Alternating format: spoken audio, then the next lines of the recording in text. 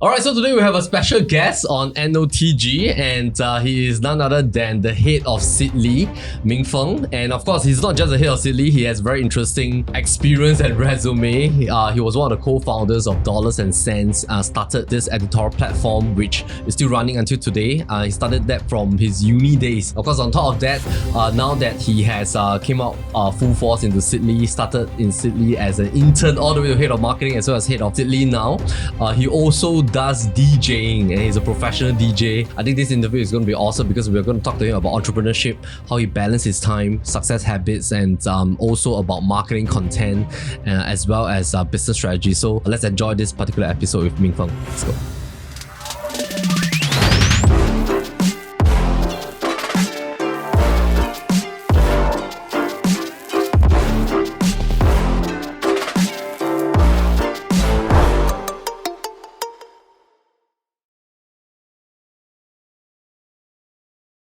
Welcome, Ming Feng. Welcome to NOTG. Thanks for having me. You mentioned the last time you did an interview was in April. Yep. Right. That was over radio. That was over radio for regards to personal finance festival that we were organizing back then. Right. Yeah. How often do you do like interviews for people and also like people interviewing you? I think on average we do get inquiries about once a month, and then they will reach out through either email in written form or just video or podcast. Yep. Right. How does it feel now that you are heading Siddle? I mean, as the head of Siddle, which is like technically the CEO position. Correct. Yeah. How long has that been?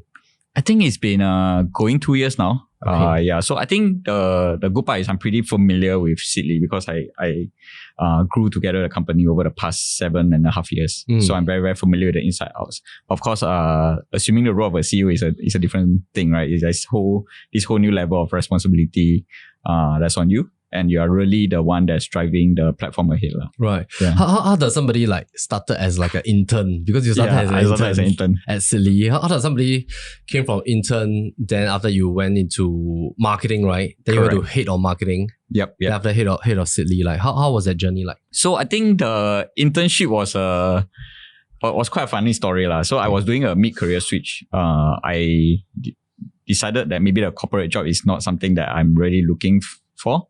And then I grew very interested in the growth marketing scene on the SEO, content marketing, growth marketing, paid marketing, all these things. So basically after my trading job, I was a professional trader for about a year. And then I took a bit of break so that I can take care of my mom back then. She's a bit sick. Then I decided to venture into this new thing where I locked myself in the library for about 1 to 2 months just to really study everything regards to growth marketing. But I also know that my degree is in econs and finance. Okay. So to move into the startup realm and the world of startup, and then having that kind of skills, my degree doesn't reflect those things. So I approached Siddle. They interviewed me. They offered me a job as an intern, so I took it up. Okay. Yeah. So you graduated econs finance. Correct. That was a degree. And then after that, it took a 1 year work as a trader. Which company was that? Actually, it's 2 years. So the whole journey was, so I was pretty fortunate. So I always love finance, to be honest. So in fact, in JC, if you look at my grades, right, only econs was an A. I got an A for econs. Everything else was D. So it was very, very, very bad results, Right. No local uni will accept me into their econs and finance courses. So I decided to took the other route of a private uni with SIMUL, University of London. And then from there, I studied econs and finance. I think I was pretty fortunate that before I graduate, I was offered a job at Moody's Analytics. So Moody's Analytics is a subsidiary of Moody's. Moody's is the company or the organization that rates, give credit ratings to banks. Yeah. So I was working there for a while as a operations assistant. And then I went over to Bloomberg. From the experience, I went over to Bloomberg to do really data and analysis for markets such as Thailand, India. So you're looking at having to show up for work at 8. They provide you breakfast. And then you start work. Everything kick off at around 8+9 because the data needs to be in before the market open and everything else. So that was I was there for a while, and then I decided to move into trading given that I'm looking at all this data every day, and I thought trading gives me a bit more excitement. So I was trading the US futures.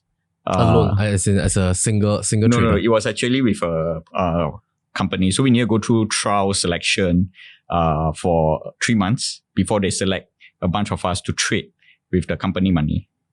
Yeah, so we were actually, our office back then was at SGX, beside Lau Pa Sat lah. And then we were trading about 12 hours a day. So it was an intense period of time. You're really just, you wake up 6 a.m., start trading, and then look at the market and everything else, all the way until before the US market opened, which is about 10. So that was a very long period of time. I was doing that for about a year. Correct. It was also during the period of time where the market was a bit unstable. We were experiencing Brexit, Right. and also Trump winning the election somewhere in the middle and later part of the year. Which year was that? I can't really remember. I need to pull out my but it was the year where Brexit happened. Because I remember waking up one morning and then I realized all my positions were all in a mess and I needed to rectify it. Yeah. So the entire journey from Moody's to Bloomberg and then to trading is about 2 years. 2 years plus, yes. Right. What was your key learning point from this 3 finance institutions? Maybe I found out more about myself during this period of time. Like sometimes when you think you like econs, you like finance, so you studied that subject, right? And then you needed to move into a role, a job, to see whether you really, really like that thing. And I think what these 2 years plus of experience taught me was I like a few things. I like things to be finance related. I like to be in the finance space. And I also like things that are slightly more intensive, which is why I took up the trading route. Something that gives you a bit more excitement and then you are slightly more in control of the work that you have done directly. Yeah. So were these 3 experiences what you have expected when you graduated?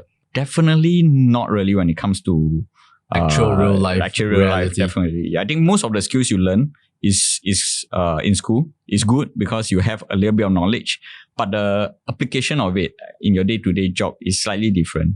I would say my day-to-day job, at least with Bloomberg and Moody's, was very ops intensive. Yeah, so understanding some of this data makes sense. It allows me to check some figures, but you still need to pick up the ops part, which is how to use a Bloomberg terminal and running some of their processes at the back before you live the data onto their platform. Right. And then after that, you took a 1 year break in between, or a couple of months. It was a couple of months. Okay. Yeah. So maybe share a little bit is on that mind shift, because for somebody that has worked in 3 organizations already, I believe in terms of salary and all that, is of a pretty decent level, especially for a fresh grad. Then you're in your 2nd to 3rd year. Correct. What was that mind switch that you had that allows you to take out the courage to become an intern again, all over again? It's like a restart. Yeah. And then also I saw that you also started do you start some businesses? Yes, also? along the way. Where was that? Where was your first business as an entrepreneur? So I think the brand is still around right now. It's Dollars and Cents. I'm not sure if you know them. Yeah. Okay. So we started it during university days. We noticed that back then financial content is not so accessible. We decided to write some content during our free time. That's how it all started, right? Dollars and Cents, a bunch of us, me, myself, Timothy, and Dinesh, who were the co-founders. So all of you guys were in SIM? Yeah. Okay. They were my seniors actually. So they were like, hey, why not you come on board and start writing a few articles? You guys were all studying econ finance? I'm not sure about them. They are probably banking and finance. So there's different mods lah. So I'm the econs and finance fellow there. Yeah. So we decided to start writing. The more we write, the more we see that people were actually emailing in to inquire or ask us questions about some of the things that were written. And we noticed that actually there is this gap that can be filled. Yeah. So I was doing that. So even with Bloomberg and Moody's, or even when trading, right, the weekends were actually used working on Dollars and Cents. So we meet up every weekend, every Saturday, whole entire morning to afternoon. We'll just be planning the direction ahead, talking about content strategy and content calendar. And writing articles and all that. Exactly. Do you guys write, the first few years of articles? Yes, we do. Okay. I think if you Google now, you still can find some of the articles that's on Dollars and Cents. Right. And that one is still running and it's until today. Yeah. So Dollars and Cents is still around. I think the co-founder Timothy and Dinesh all went on board full time. They have a team now. And I needed to leave halfway through the journey because of my commitment to Siddle. after I got converted into full-time. So to reduce any conflict of interest, I needed to move on from dollars and cents. So that was going on while you were like in Bloomberg and all that? Yeah. Okay. So going back to the part about starting afresh as an intern, like what was the switch in terms of this level of courage? My mom thought I was crazy when I went back, and I told her that I'm do you get a getting lot of objection? $1,000 a month. She flipped. No, she was like, like, what's wrong with you? Are you okay? That kind of question. But because of some of this exposure that I was able to see at an early stage, I managed to see that actually entrepreneurship is very fun. It's something for me, right? And then like growth marketing, content marketing, it was something that I constantly look at. I find myself very obsessed with the numbers, like how many page views did my article get? How many social media engagement did it get? So I find myself quite interested in this side of things, having a very data-driven approach. And I think during that period of time, you also start to see startups coming up, like Carousel, all these. They're all doing very good things in the market. And I think we're also in the center of Uber and Grab trying to fight for market share. And it got you more interested in how are these people trying to grow their company at such a fast rate? Yeah, which got me very interested. Mindset switch was, I feel that if I don't do it now, when I'm maybe at the later part of my life stage with a bit more commitment, I think it'll be more difficult to really unplug yourself and move to start something new. So that was in your mid to late 20s? Yeah, I think it was 2017. I joined Siddle 2017 January. Okay. Yeah. And how long do you take to transit from intern? I think it was a 6 months contract before they decide to move me into full-time. It was also somewhere during the time where Shopback acquired Siddle. Yeah. Okay. And maybe share with us a little bit about like what does Siddle do? What is Siddle's model in terms of like when it comes to serving your audience, your clients and all that? What's the business model like? Correct. So I think a little bit more backstory. I don't know whether any of you guys know about this. So Siddle's first product was actually a mobile app. Okay. It was a mobile app where you can sync all your bank accounts into one platform and we visualize your expense and break it down for you. So that was the initial idea that we had. We had the app, we were doing it for a while. Fast forward to today, you no longer need an app to do so because there's SG Findex and all that allows you to do that. So that was the initial idea. And then halfway through, we realized there's actually a lot more gaps in the entire personal space, which is why we moved into content and community. So you see what Siddle has today. So Siddle as a platform, fundamentally as its core, because we started as an app company, and then we were the first to move into a community-driven approach in terms of the way we function, we push out content, or we really answer some of the queries of community members, right? We were like we wanted the platform to be very community-driven, very human, very ground-up approach to it. So So it started as a tech company. Now it's more, curated as a platform with like social media content, editorial, and of course you run your own events and all that. Correct. Slightly more media after a few years. Okay. When you started as an intern, to your full-time role, were you writing articles on finance? Yeah, I remember that period of time, my KPI was to drive acquisition for app downloads. Okay. Yeah, so we're testing a lot of things. We're testing influencer marketing. We're testing paid marketing. I remember the paid budget was about $2,000 a month, trying to grow the app. A startup, right? So everything is a bit more bootstrap. And also we explore content marketing really to drive app downloads from there. From then, that was like 2017. Yep. Now it's 2024. When you look at growth strategies, like if let's say we talk about content creation, content exposure, paid marketing, organically, and of course like SEO and all that. How has that changed? And does articles still is articles still like a working kind of like content creation piece that business owners can adopt, or like what do you recommend in terms of like a more holistic exposure level? I think over the years, definitely there's a lot of changes to the way people consume content. In the past, you will tend to read articles a lot more. Longer form of article is definitely more welcome. And also people are landing on this content through search, and which is why SEO become particularly important. over the years, you fast forward to today, the Google's algorithm have always been changing. Now you have AI. With the help of AI, people are potentially looking at search slightly differently.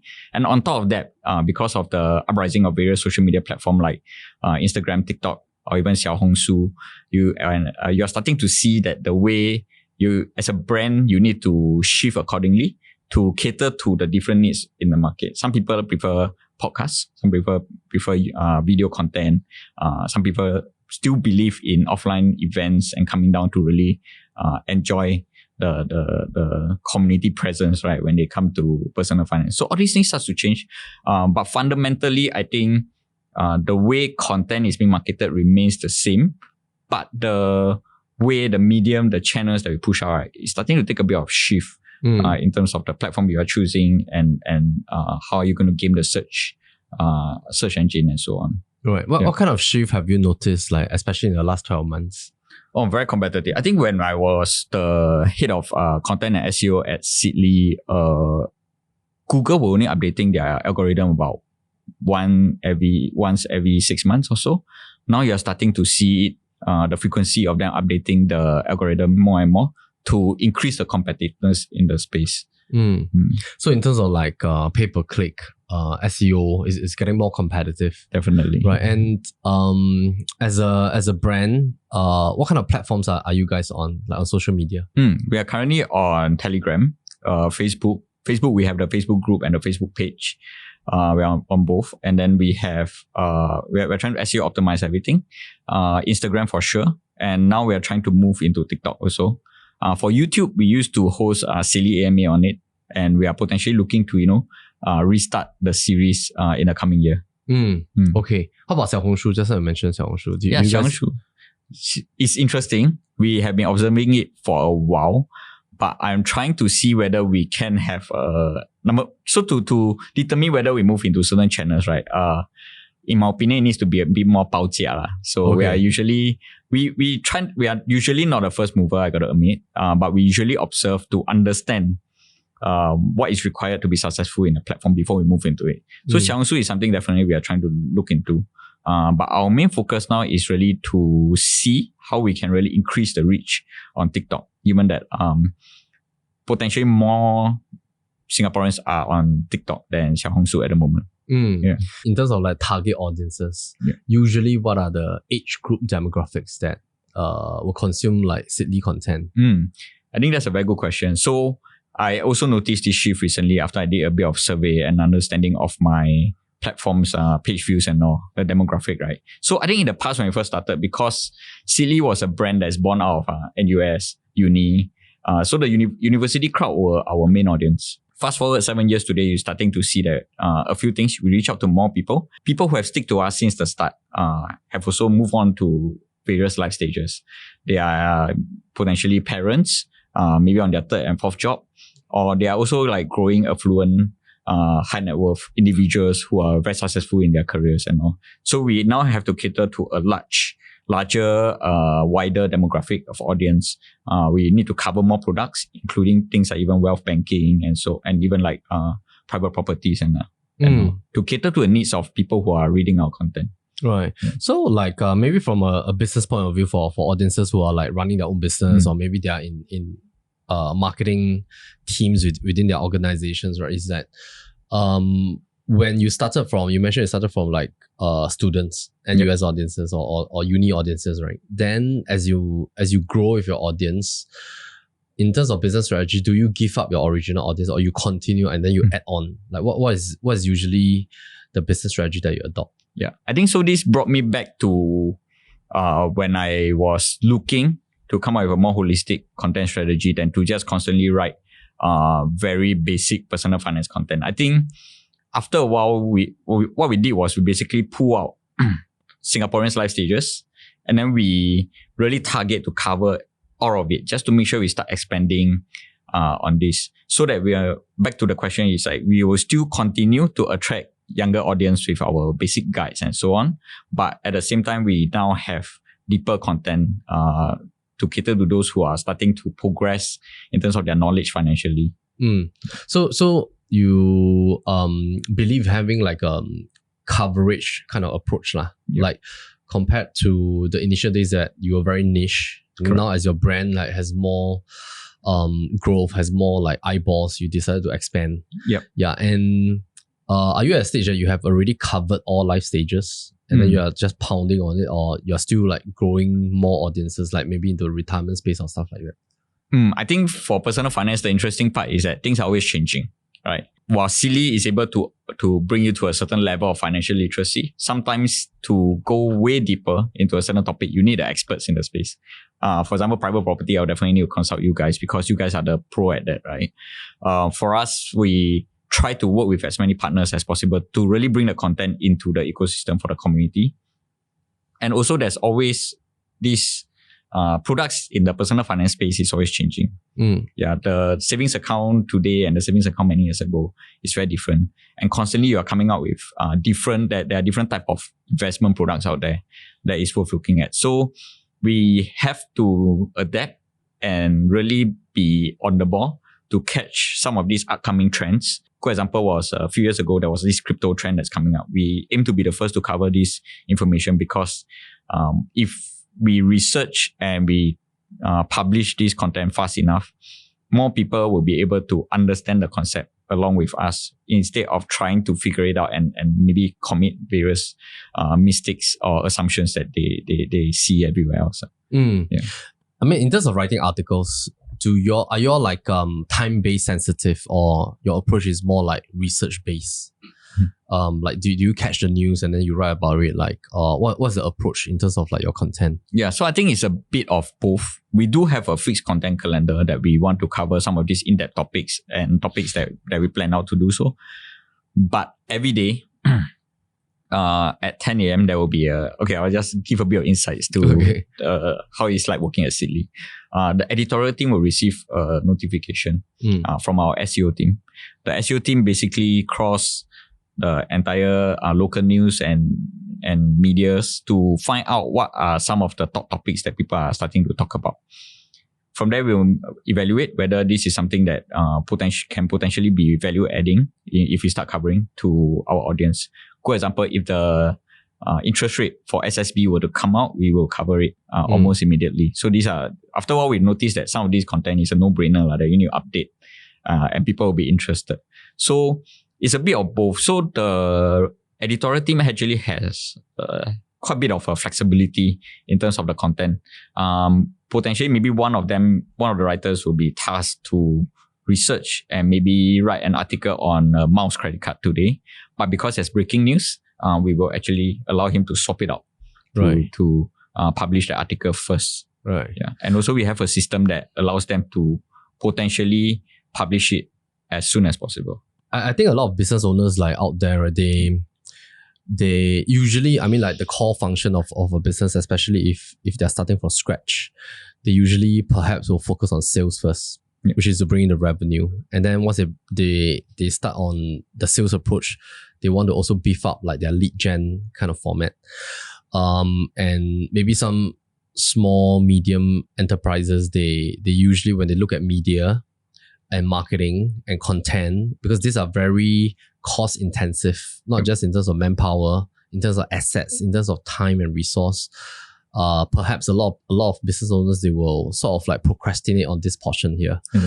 How is media important in a business aspect?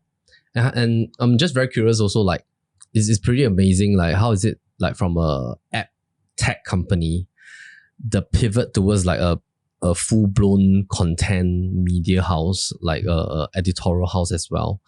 How did that shift happen? I mean, like, and how did it become so successful as well? And maybe just give me a bit of insight. How many members do you guys have in terms of community? Right now, we have about 260,000 total registered users. These are people who created an account with Siddle in the community. And created an account as in like their registered email subscribers and all that. Yep. How many attendees for your last event, Siddle Festival? You were there, right? Yeah, it was very successful. It's a beautiful event. Like, how many people actually? 5,000.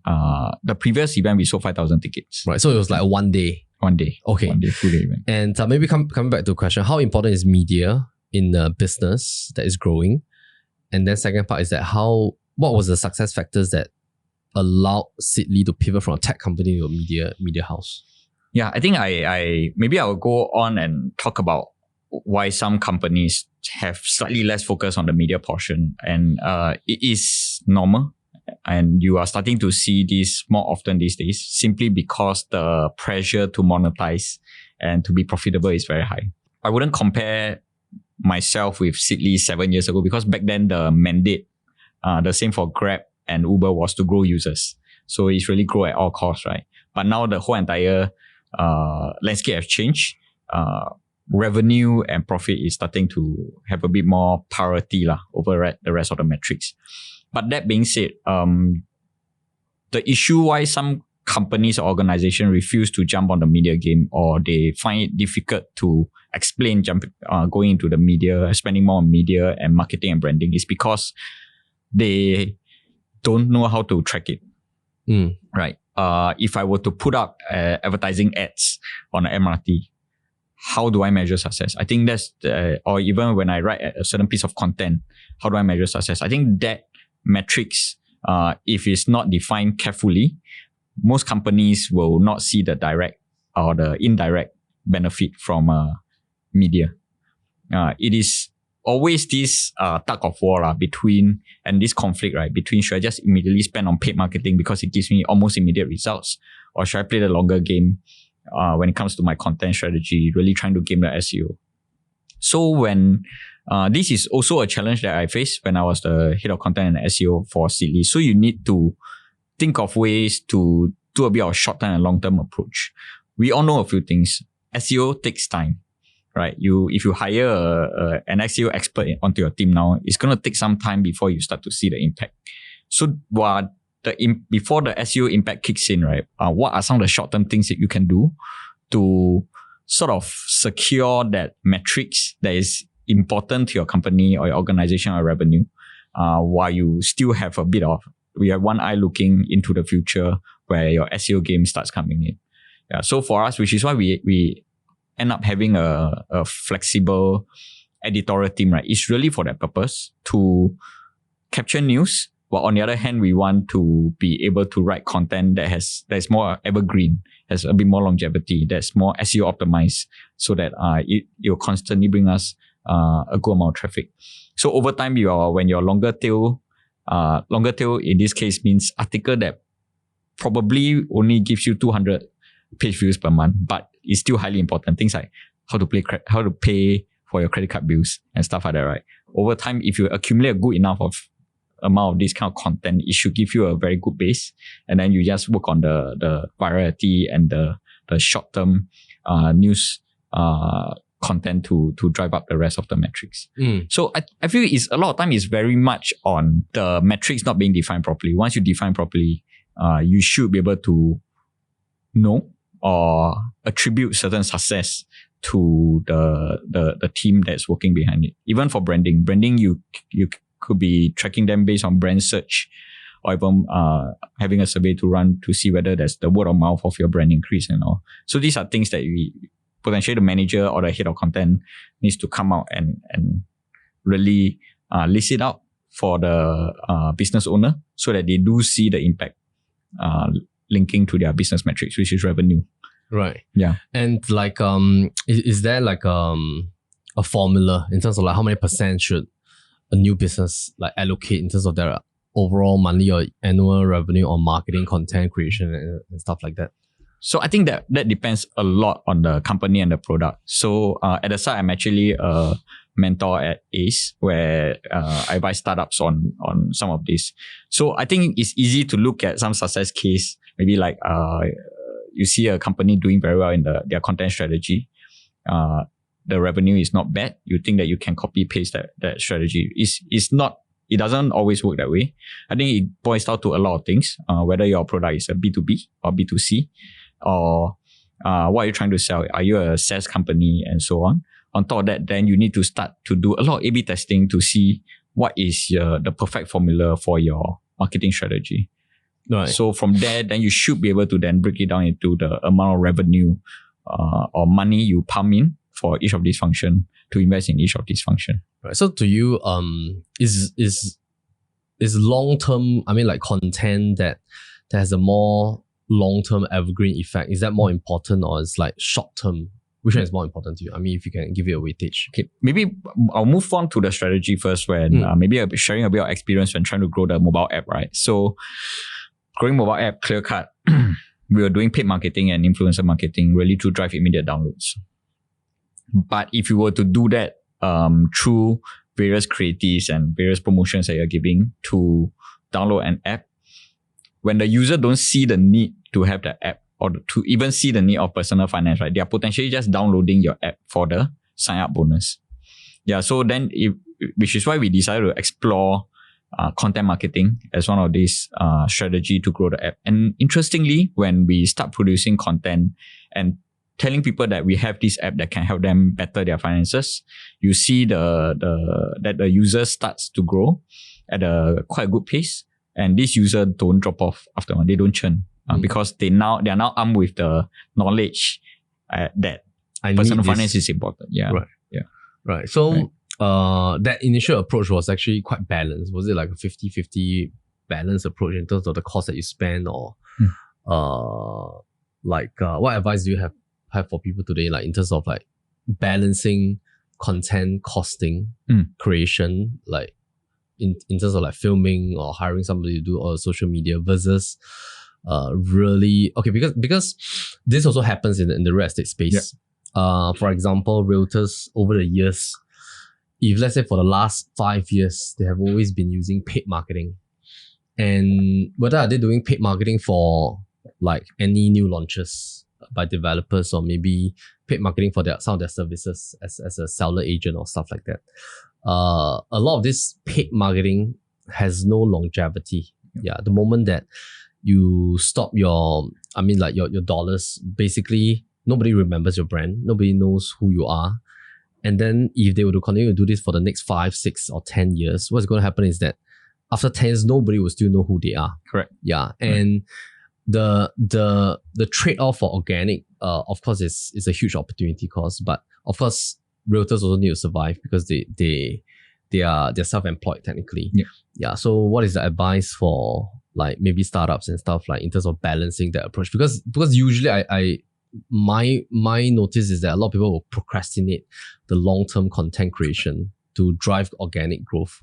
And is Siddle like now currently at a stage that you guys are enjoying all the organic growth in terms of the seeds that you planted many years ago consistently? Yeah. So I think for Siddle's context, definitely right now, the organic efforts that we have put in over the years has paid off. So people are, and because of this content that we have been publishing, the brand is there. So your brand search naturally goes up. And with that, you are starting to see a lot more sessions. In fact, I believe about 75% of my traffic is actually through organic search. So that's one. Yeah, but I understand your point of view and, like they need to balance. In fact, funny story, I think many years ago, I was approached by a group of real estate agents. Okay. They were... For advice. Toying the idea, yeah. So I think it was my friend was introducing them to me. They were toying with the idea of... So they have a fixed amount of budget, right? I believe it was 40-50K. They were thinking whether they should really just double down on their paid marketing effort or really create a website for all the launches that they are trying to go for.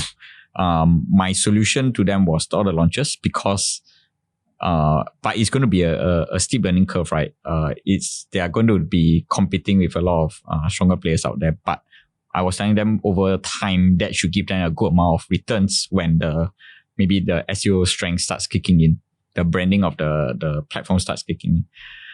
But naturally, I think as real estate agents, the immediate need to be successful sort of would have pushed them to do more paid marketing or social media marketing. Right. And they did that. Okay. Yeah, but if you look at some of the platforms today, that new launchers have a lot of these websites out there that is potentially giving them free traffic. Could they have started building this long ago? They might potentially be enjoying some of these organic sessions that's coming onto their website and converting. So, but I also understand it's not easy, which is why if you have the capability, I think it's good to really strategize by allocating part of your resources on the immediate need to spike your revenue, spike your sales and everything else, while allocating the rest of it to really build a system, right, around how this revenue can then flow in over time. It's not easy, but you need to do that. But I think more importantly, you need to start calculating the ROI of your paid marketing. And also from there, you should be able to calculate the X amount of dollars you spend on the longer term solution, right? Whether it makes sense or not. Yeah. Should somebody just blindly, on a continuous fashion, to create long-term content? And usually when do ROI kick in for longer longevity evergreen stuff? Like, how long should a person persevere? Correct. I think that's a very good question. Yeah. When do you say, okay, I'm done, right? Yeah, let's go back to paid marketing. Let's go back to paid marketing and yeah. all. Correct. So I think that depends on the expertise and the skills you have fundamentally as a company. I think SEO experts are paid a good amount of money simply because they know their stuff. But also if you look at the scene today, a few things are happening. You are starting to see websites being able to rank pretty quickly. As long as you understand a part of the algorithm that allows you to rank. And because of this competitiveness, right, should you be able to find the right mix, you can rank very well if you have the right knowledge. So I would say how long you stick to this game, right, depends on a lot of things. It depends on the amount of effort you're putting, the amount of resources you're trying to double down on, and the ROI you're getting. Maybe for some people, the SEO game is not their thing, right? So they can try for a year, spend a lot of time and effort on it and realize it's not bringing results. Then they might need to reconsider their marketing strategy. If let's say you were to start a new company today, are you starting a new company? No, okay. not at the moment. Yeah. Okay. You can't, or you can. I can't. Okay. Yeah. Okay. So just like it's a fictional question now. Okay. I thought you want to fund me and we can take this I can't fund conversation offline. So let's say if you were to start a new company today, what content and social marketing strategy will you approach if it's like a brand new company? Okay. And it's a B2C company. B2C company. Yeah. I think that's interesting. So it depends on the product that you're trying to go for, right? I've been observing the space. I think at least for the next 5 to 10 years, companies that are slightly very much focused on healthcare, supplements, health needs, all these will be able to generate a lot more sessions in Singapore over time. Healthcare, because of our aging population, and also people are starting to be more and more aware of their health and concerns. So that's definitely something that I feel will take off. Okay, so assuming I were to start something like that B2C into a healthcare, the issue with niche such as healthcare, legal, and personal finance is that you definitely need content. You can't go to a website trying to sell you a product, right, without content, without editorial content, without video content and so on. So I think that's the fundamental truth, that sometimes content helps you give credibility to your brand, but the mix of it today will definitely need to look at where your target audience is residing. So if you're trying to go for the younger audience, then you should look at Instagram, TikTok, and also if you feel that the target audience that you're going for are usually more on YouTube, then that will be a way to. Then you might need to be on YouTube a bit more often. That's number one. Of course, on the other hand, you also need to look at the nature of the product you're selling. Like, I believe you're giving house tours. So those are like amazing content to really bring me on a journey to visit someone's home, right? And it's important because ultimately the purchasing decision is going to rely a lot on the form of content where I get to see, I get to hear expert opinion on what a certain property is like. So that's inevitable. Versus you trying to write and at the corner you have these like features and all that. I think that's not going to work as well as a content on YouTube. Right. Yeah. Okay. Maybe let's give Daniel some advice. Yeah. So Daniel, he's our NOTG producer there. Oh my god, you're putting me on the spot here. he has a band. He has a band. And I also know that you spin at night. Yeah. So later I'll come to the question. Okay, he's a professional DJ, by the way. Okay, so he has a band of 5 people. Some of his tracks are on Spotify as well. Oh, wow. Yeah. So he has been procrastinating to start his content on YouTube. Correct or not? Have you started? No. Okay, how would you, if you were his like marketing manager, right? Okay. Or marketing expert, how would you advise him on content, social media to brand his band? I'll get paid for this, right? Yes. Hey, then you later fund transfer. Okay. I think that's very interesting. So I am not sure about the band side of things, but I can share some examples that I've seen, at least for upcoming DJs who are trying to break into the scene. These are younger DJs who are very hungry for gigs. You can tell them that you are not getting paid, you're just getting paid for exposure. They will do the gig kind of artists, and they are also having tracks on Spotify. But fundamentally, they will need to connect their skills with what the audience might be looking for. So you start doing a lot of remixes on popular songs just to make sure that people know who they are, and then from there, once in a while, they educate this audience his actual original stuff. So that kind of marketing is happening a lot, at least on the DJ scene, where TikTok is or even like YouTube Shorts is a channel, it's an avenue for them to show off and showcase their skills, and also just to be out there, right? So that they can start to put the name to the person. For band, I think it's slightly more challenging because you guys have a lot of people. So to be able to give characters and branding to each and everyone, or even like letting people immediately recall who this band is, right? It's going to take a lot more of such branding that goes viral so that people will immediately associate you with the content that you put out, the action that you did. Then from there, when you introduce your original stuff, they will know that, oh, that's the DJ, that's the band that did that remix the other time. This is the original track. So you need to form that correlationship, but you need to first get their attention first, which is the tough part. Yeah. So you're saying that one approach that a lot of people are doing now is that they will play popular songs first. Yeah.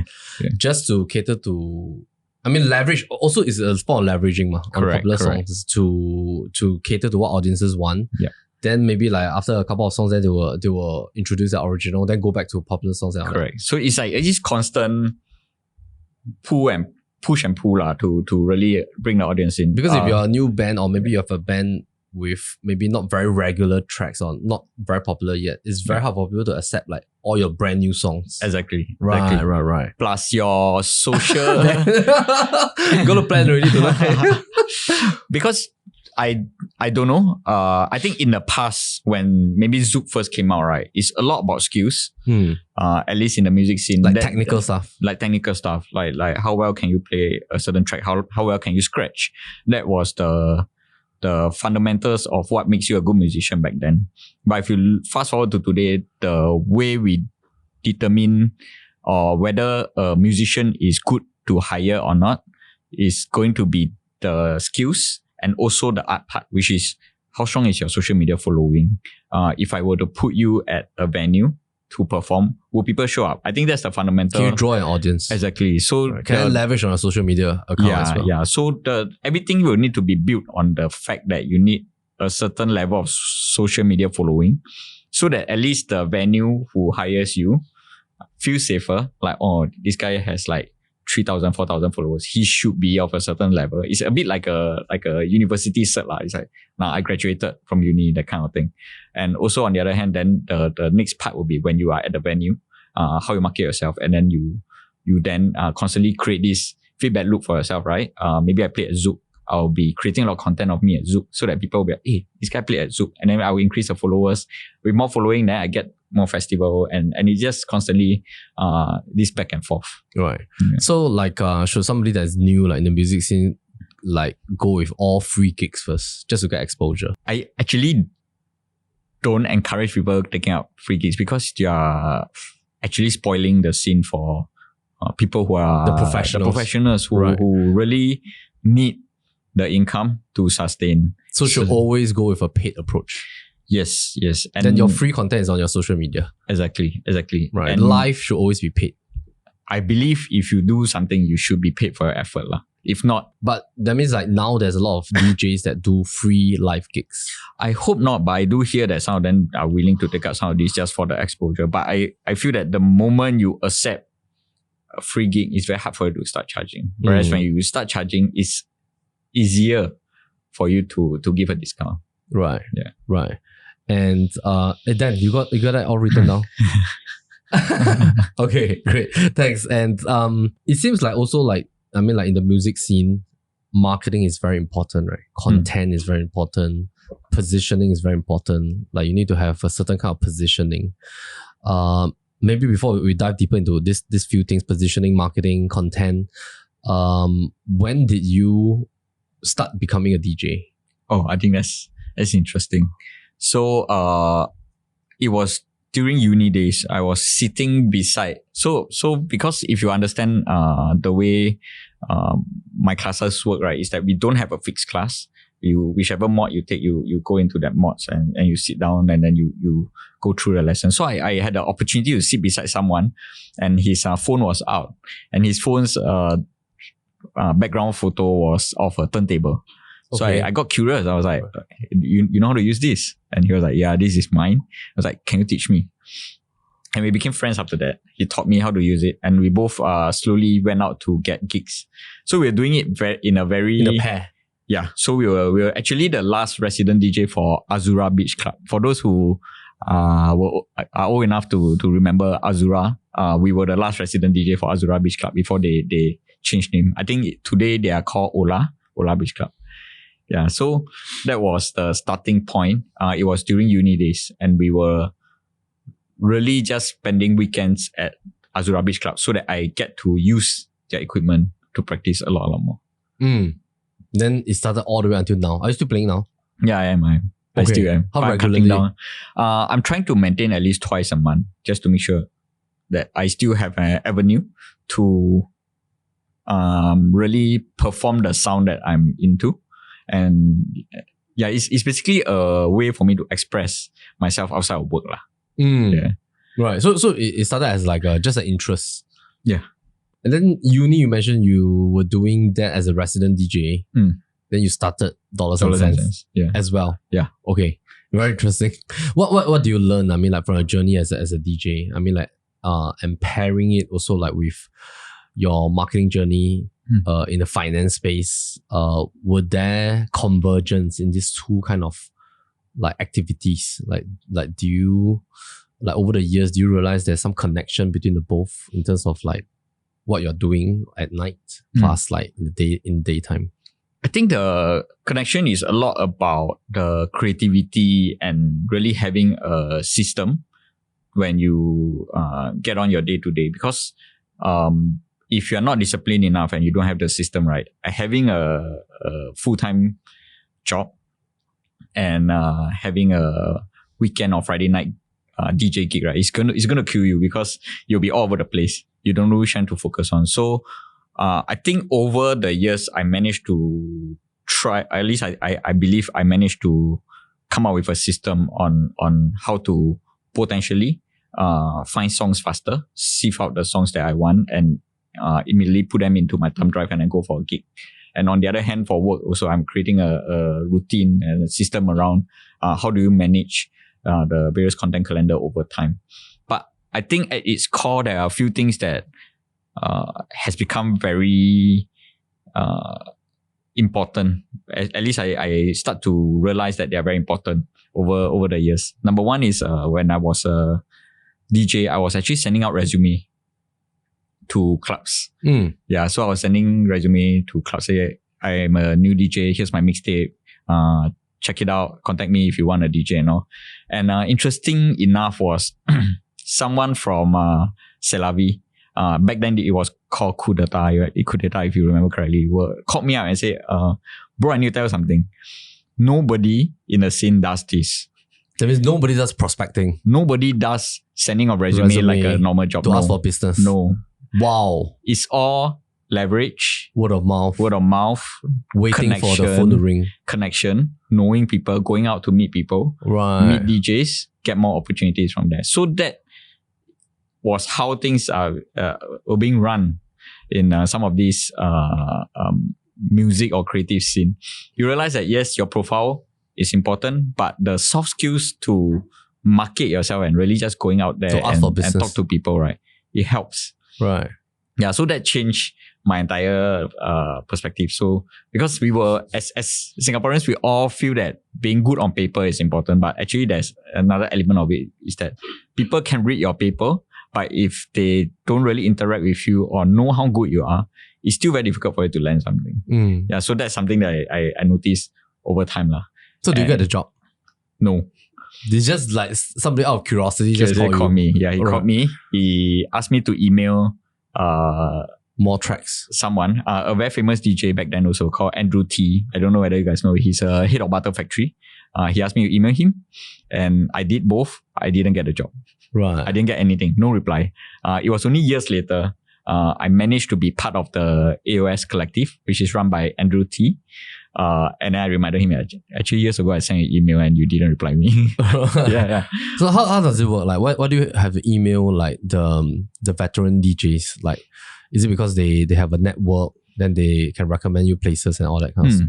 Because sometimes over time when you are in a space long enough, you do get a bit more ability to recommend and to put your name on various acts. It's a bit like for, when you hire, right? Sometimes someone having a referral is going to leapfrog. Speed up your process. Yeah, all the candidates in front of them. It gets you the interview, it gets you the trial. Yeah, so I think that works for me. I managed to get more trials after I went into the AOS collective and so on. Yeah. Right. Interesting. And then curiosity is that just now you mentioned that you have a system to make sure that you can balance this, your hobby as well as like the business that you're running now. What kind of like habits do you think were the key success factors? Because I think a lot of people, they also struggle when they want to start a side hustle. They want to do more things, or they want to like really beef up their personal health and all that. But after a whole day of work, maybe 9 to 5, they're really checked out and stuff like that. Correct. Yeah. So what kind of systems and habits have you formulated over these years that you think were the key success factors? I think a few things for sure. Number one is you need to be able to segment your brain. When you're at work, make sure that you're 100% at work. And you're not thinking about the show that you're doing on a Saturday night or Friday. You set a time for you to think about it. So it's actually in my calendar sometimes that to prepare songs for the gig on when. Yeah, I will put myself a calendar invite so that I don't constantly have that bugging over me when I'm at work. So this allows you to be a worrying, numbing kind of thing. Exactly. Right. But now that you set a calendar invite, right, you know that, okay, I just need to focus on everything that I have right now. And at maybe Wednesday night, 8 p.m. to 10 p.m., I have allocated a time to do it. And then just stick to your calendar. So that's one thing. The other thing is that, of course, sometimes you take up more things than you can. So when I was younger, I have the tendency to take out a lot more of these shows than I can handle, or really like working too long hours without noticing. So as at this stage and as I mature, I believe that you need to segment your personal time also. You need to have a system where, past a certain time, you just tell yourself that you're not going to work. You put your phone on to like sleep mode and so on. So all these things are system that I start putting in. And also go to float therapy once a month to make sure. Float therapy, yeah. Right. What's that? Sorry. Okay. So I'll finish so I go to float therapy once a month to make sure that within that 1 hour, I'm isolated from everything. So that I will just sort of like recharge and rest, clear your mind and everything. So float therapy is this thing that I have been doing for years now. You basically go into a tank. It's filled with salt water. Oh, okay. My wife went for it once before. Yeah, then you float automatically, right? You float automatically. Pitch dark, no phones, no sound, no smell. The water temperature is adjusted to your body temperature. So it's as if you are floating somewhere. And then that for the 1 hour, right, you go into this deep meditation mode to either try to rest properly or to think of a problem. So in the past, when I have problem, I will go to a float therapy I'll be in there for 1 hour trying to solve that problem, just focusing on that one problem, and then I'll come up with a bit of solution. Right. Yeah. You do that once a month now. Yeah. Just to let your mind be mindless. Yep. Right. I mean, recently I've been listening to like Andrew Huberman podcast and all that. I mean, he's like talking about neuroscience and all that kind of stuff. So the interesting thing is that he says that the best retention of learning information is if you intend to retain the information, is to have a portion to let your mind be wandering, be mindless, which is why, like, let's say after intense studying or reading a book, you want to memorize that, then you go for a long walk or you go for jogging without listening to podcasts or music and just let your mind wander. And then that activity actually retains the information better, which I think, like, based on what you mentioned, it sounds pretty similar. Correct. Right. It's something similar. So is it very expensive to go for float therapy? Yes, it is. Okay. I signed a package lah. Okay. So it's okay. But I think you... It's a recalibration. Exactly. I think in modern society, in modern world, when you work, actually you are constantly being distracted. Like as you are having this interview, you are distracted by maybe the smell of the nugget and then the sound from the aircon. So your brain is not functioning at its fullest capacity because part of it is thinking about other things. Yeah. So I think to be able to create that safe space for you to then bring everything back and just focus on pinpoint at one item that's on your mind. I think that's it sounds simple, but it's very difficult to do.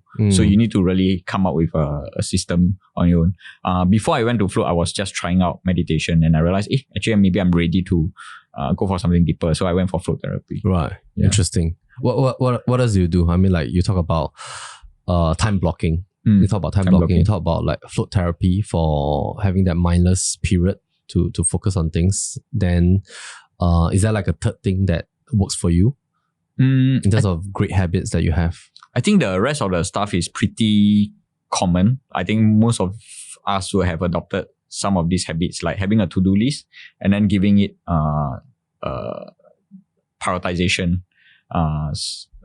And this is a method that I learned. So basically, if you have a list of tasks, you give it a number to prioritize them, and then you wait a while, you come back, and then you give a second set of number to see whether both the numbers and tally, and then the one that is the most urgent, you start doing that thing first. So that's something that I try to practice also. Right. Yeah. And maybe we come back to the part about positioning, content, and marketing, right? So when you look at the two main things that you're doing now, running Siddle and as well as DJ, what do you think is the core positioning of each business? I think when it comes to Siddle, definitely we want to be the go-to platform for anything personal finance. But at the same time, we know we have a certain level of expertise, but we are not the real expert here. I think if you look at some of the content in the past, it's very much a top-down approach. I'm an expert. I'm telling you, you need to do ABC, and then people follow the expert and they do ABC. But over the years, we noticed, because of we were fortunate enough to have a community, right? We noticed that actually different strategy work for different people. I can be an expert and I tell you to invest in the STI ETF, dollar cost average over 10 years.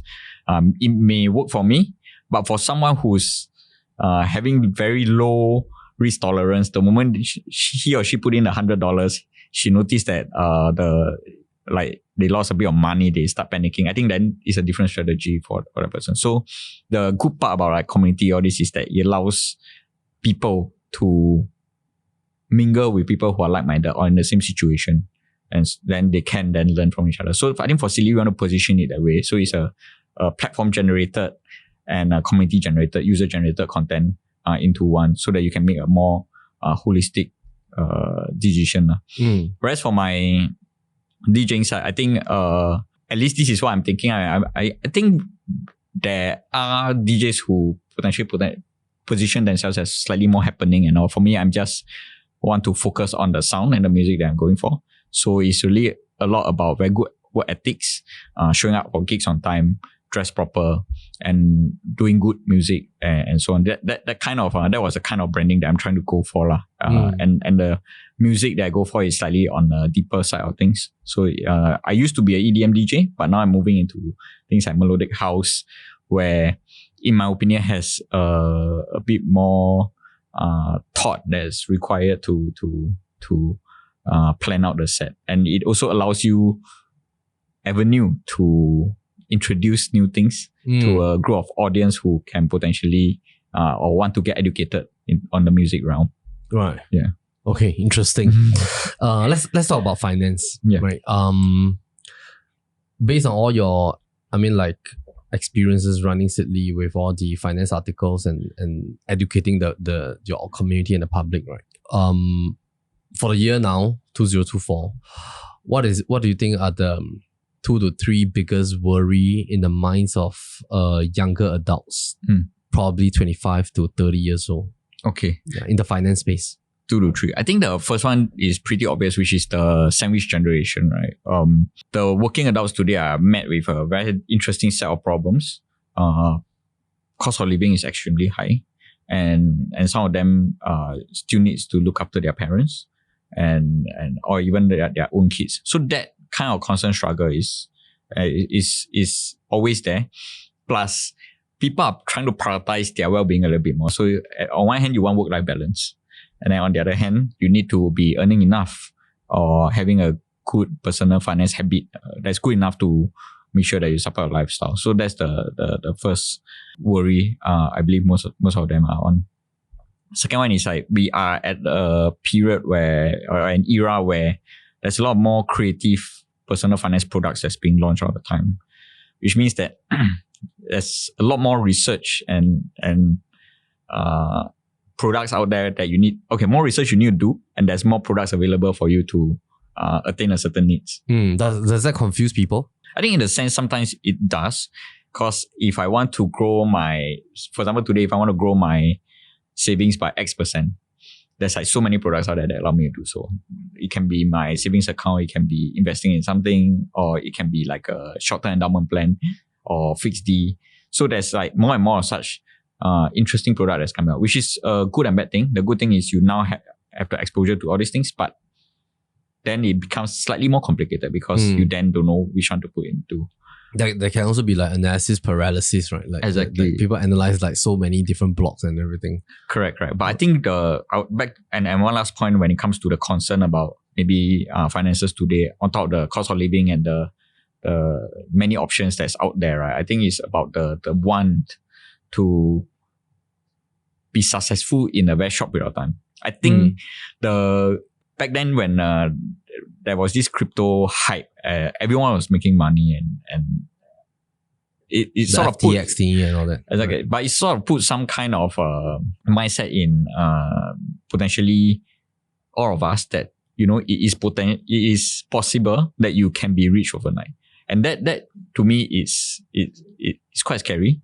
It can be a double-edged sword. Of course, it can get you motivated and get you more interested in the investing side of things. But on the other hand, because of this pressure that you want to make a lot more money in a short period of time, right, you tend to take approach that may not be the best. When you look at this 3 main sort of like worries, which number one is largely due to inflation. Yeah. Sandwich generation is the setup and demographics that we are in. Correct. Of course, decreasing birth rate is also one of the key things that created sort of like the sandwich gen, right? So, what are maybe some tips that you have like in these 3 aspects for the younger generations? A few years ago, when I was doing a bit of research on Singaporeans' financial literacy and when they start planning for retirement, right? Singaporeans actually plan for retirement pretty late, at about the age of 37. This was a survey that was, I think, done quite a while back.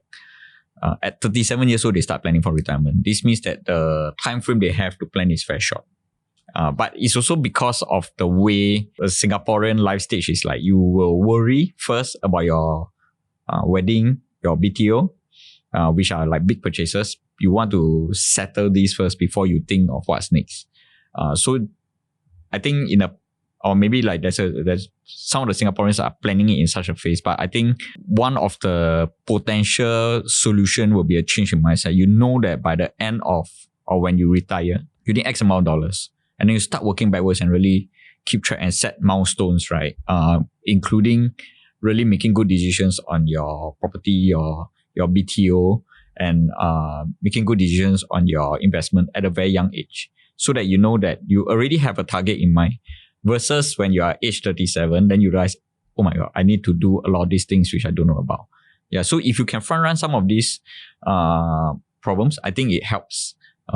You also allow you to quickly have a habit that will help you in the long run at a very young age. Things like how to optimize your CPF, or how to really maximize your miles, all these things, increase your savings and maximize your spends. So all these things can always be, can be a habit that can start as early as your first job, and then you just start planning ahead. Yeah. What should be the optimal age to start planning for retirement? Like, do you guys write about this topic? We didn't, but I feel that the moment you have your first paycheck, it is important to start thinking about retirement at that point in time. The moment you have income. And is there like a very popular retirement age in Singapore? Of course, I think everyone wants to retire as early as possible. 55, 60. I think these are some of the numbers that's being thrown around. We did break down some of the amount that is required at some of these ages. Usually about 1+ million. And if you are a couple, it's definitely lesser because you are sharing the workload towards retirement with your partner. Right. Okay. And we talk about inflation. Yeah. The second thing, what was the second thing you talk about? Which is, okay, third thing is that the rush, or maybe like the anxiousness to be successful. Yeah. Second thing, what was that? You mentioned the amount of products out there, too many. Okay, which is the analysis part. Yeah. Which definitely I think your platform has a lot of comparison and all that. For the third part, during your era when you were studying, was there this like kind of like trend of like people wanting to like get rich quick and all that, like compared to now, which definitely there is a lot more in terms of this push, right, or this anxiousness. Back in your days, like how was that like? I think, okay, at least maybe in the context of when I was with Dollars and Cents, this was uni days. Because Dollars and Cents is naturally a long form business, a long term longevity business. Right? Correct. Yeah, I believe like at the start, probably your hustle for like 1 to 2 years before you start to see results. Yeah, for sure. How was it like? But I think we were doing it as a part-time, right? So, so you see the transformation in content over time. Back then, when we talk about investing, we're using things like STI ETF as the potential go-to investment, using ETFs and all. But if you look at today, there's so many other things that you can be doing with your money.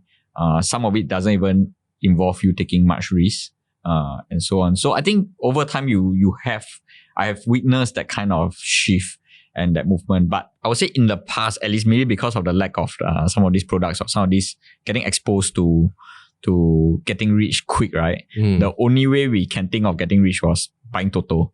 Right. Fast forward today, you have investing in NFT, investing in cryptocurrency, investing in a stock that suddenly shot up X% over time.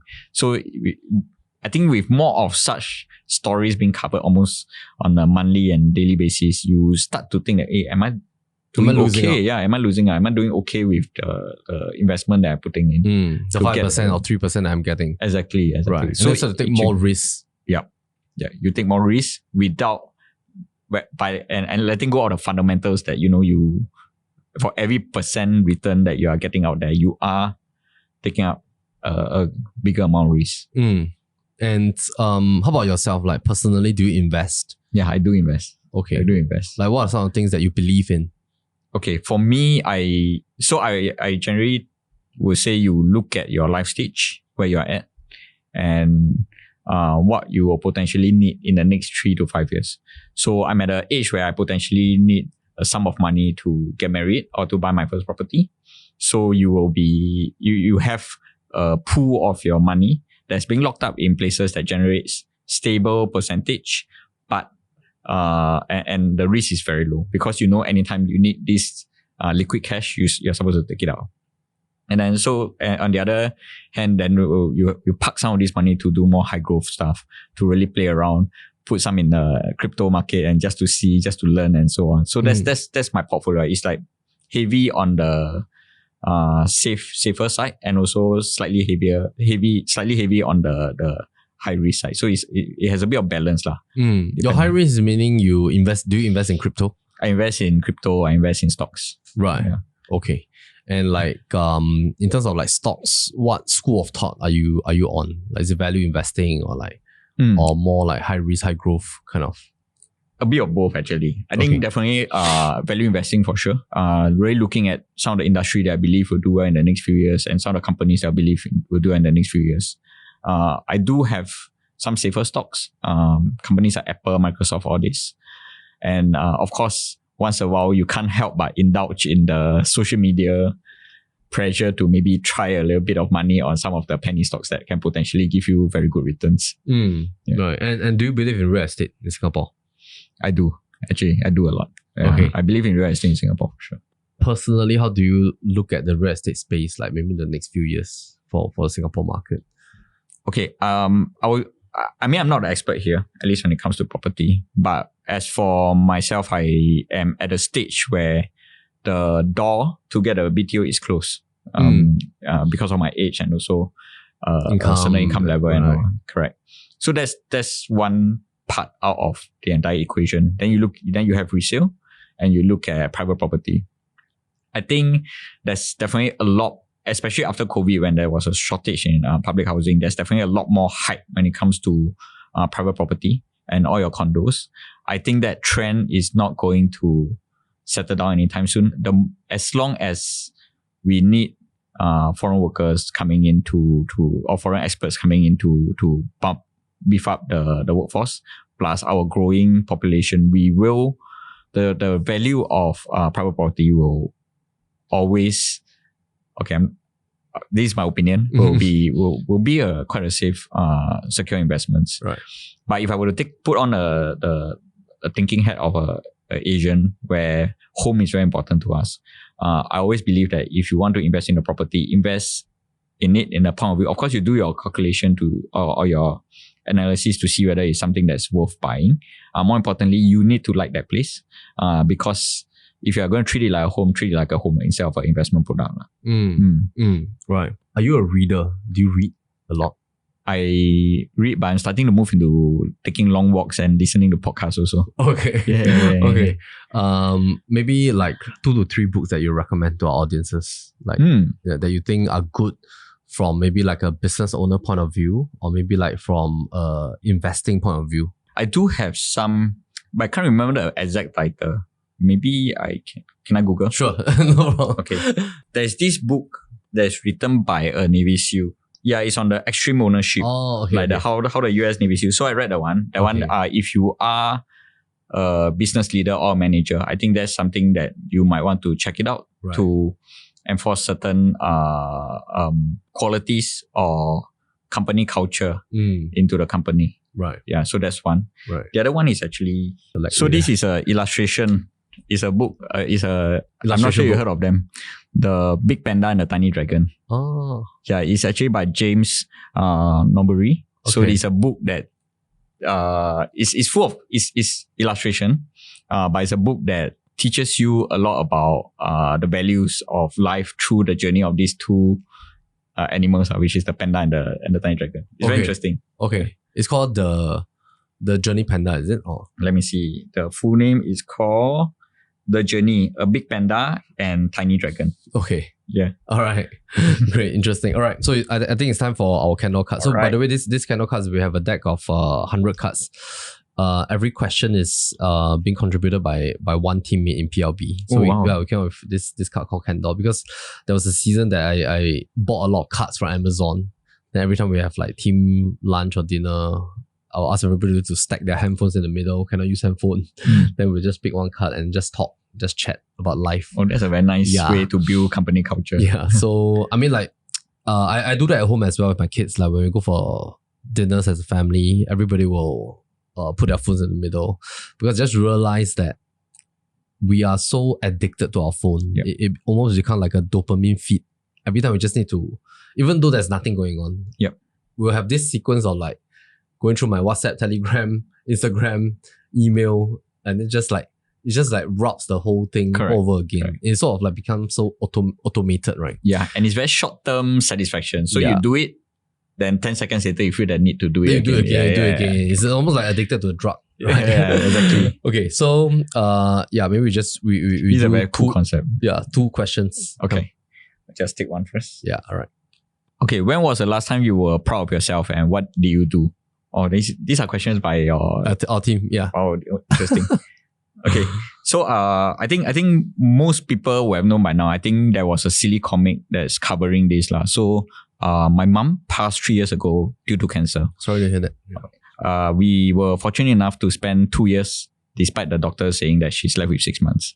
So back then I was still at Siddle lah. So there's this constant pressure on me to feel that I need to make her proud. You know, like Asian culture, right? I was like, oh, actually now there's this like ticking, there's this like countdown clock, right? I only have X amount of time to do something, or at least to show a bit of results to make my mom proud. Silly back then was still relatively pretty young company, so we were still growing.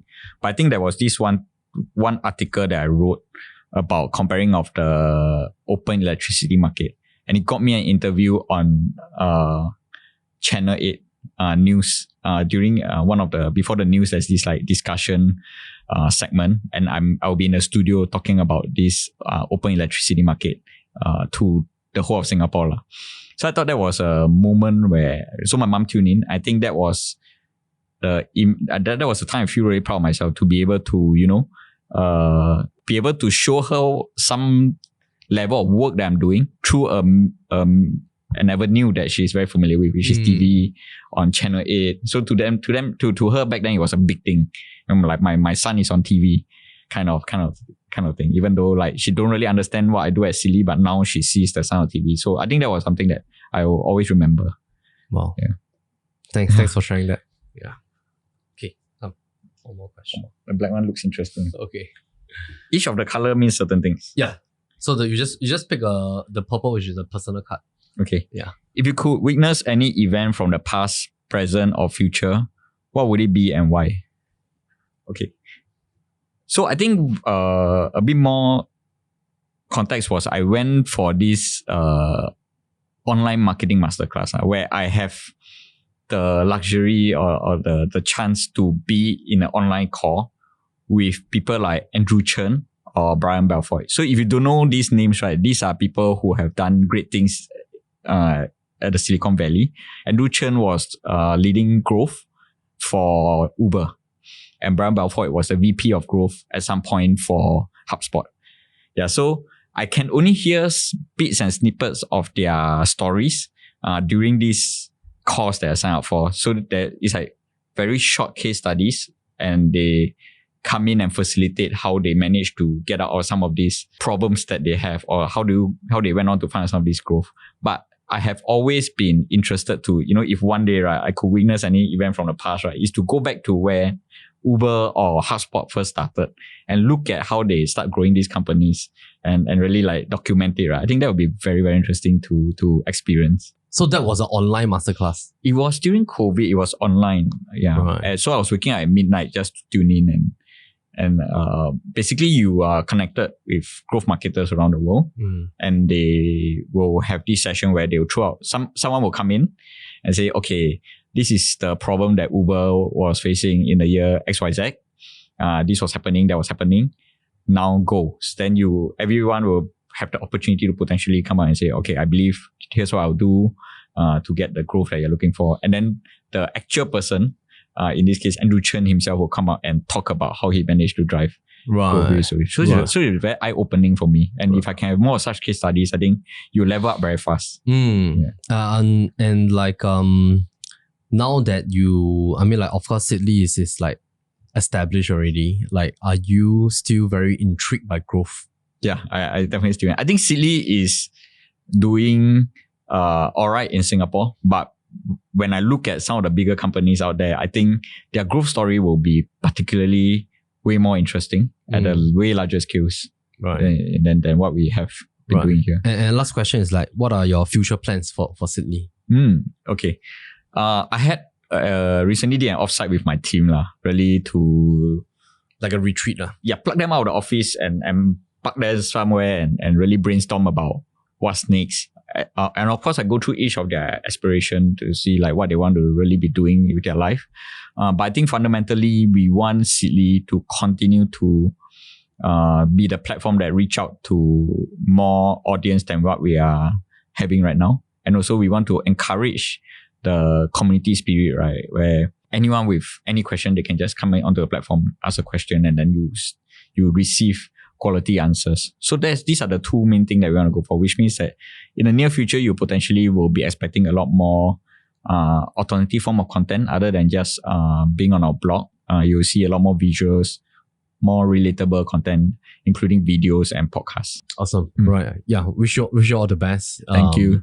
For Siddle. And of course, I think I read the articles personally as well. I find it very sort of like easy for me to digest, and it's very consumer centric, consumer friendly. And I think a lot of young audiences, me including my children, they will benefit a lot. So thank you for your work. Oh, that's good. That's good. And definitely when I was reading it, like I started reading, and of course I will chance upon your articles here and there. The feeling I get is that it's always for longevity. Yep. Yeah, there's always like an education spirit, and with a mind space like to benefit the audience from the start first. Yeah. So I think that's great in terms of value adding. Okay. Yeah. Coming from the shifu of no, YouTube marketing, that's a very big thing for me. you're the shifu. Thank you very much for Thank coming you so much. On NOTG. Also sharing about your personal life a little bit here and there, your experiences. I think our audiences will benefit from your entrepreneurship journey. Also some of your mind space on marketing and content.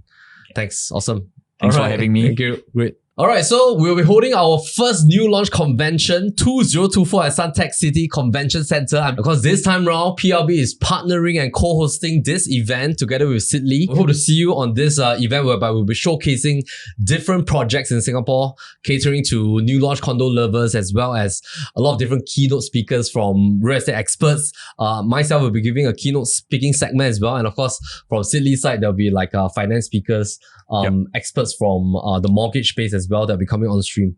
Ming Feng, are you excited about this event? I'm actually super excited about this. I think this is the first time outside of the usual annual personal finance festival that we are doing something on such a large scale at Suntec. And I think at least for new launch convention, we are looking at solving the problems for some of these people where they are looking at new launches to solve some of their life stage issue. I think the content will benefit everyone. I saw the setup just now and I was like very excited about it. Okay, awesome. Of course, click on the link below to head on to our landing page for the tickets available. And of course, it's a full day event from 10 to 8 p.m, right? Yeah. All the way. Siddle's team as well as PLB's team is looking forward to see you there on the actual day. Meantime, take care.